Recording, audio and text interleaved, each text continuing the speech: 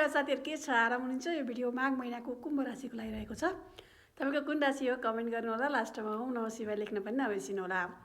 कुम्भ राशि हुनेहरुको लागि 12औं भागमा तपाईको पर्न गएको छ 4वटा राशि सूर्य, मंगल, शुक्र र बुधको युति साथै तपाईको खासै राम्रो भने तपाईको माघ महिना रहेको छैन। पारिवारिक झन्झट तपाईले बेहोर्नु पर्ने हुन्छ। विभिन्न मुद्दा मामिलामा तपाई फस्न सक्नुहुन्छ। सचेत हुनुपर्ने बेला रहेको छ।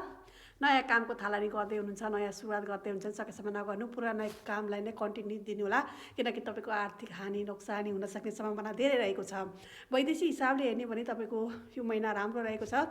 विदेशको भिसा लागेको छैन भने लाग्ने चान्स धेरै रहेको छ। इम्पोर्ट एक्सपोर्टको व्यापारमा तपाईलाई धेरै राम्रो हुनेछ। पारिवारिक रूपमा तपाईको खासै राम्रो सम्बन्ध रहँदैन। केही न केही मनमा केही पीर व्यथा अथवा मनमा एकान्तमा बस्न मन लाग्ने तपाईलाई रहन्छ। श्रीमान श्रीमतीको सम्बन्ध पनि ठिकै रहेको हुन्छ। खासै राम्रो यो महिना रहँदैन। विद्यार्थी वर्गको लागि धेरै मेहनत सफलता गर्नुपर्ने हुन्छ। समग्रमा माघ महिना ठिकै रहेको छ। कुम्भ राशिको लागि त्यति राम्रो छैन। नयाँ कामको थालनी नगर्नु, आर्थिक नोक्सानी हुन सक्छ। तपाईको कुन राशि हो कमेन्ट गर्नु। मिलेको मिलेन बाबा, अर्को भिडियोमा पक्कै आउने छु।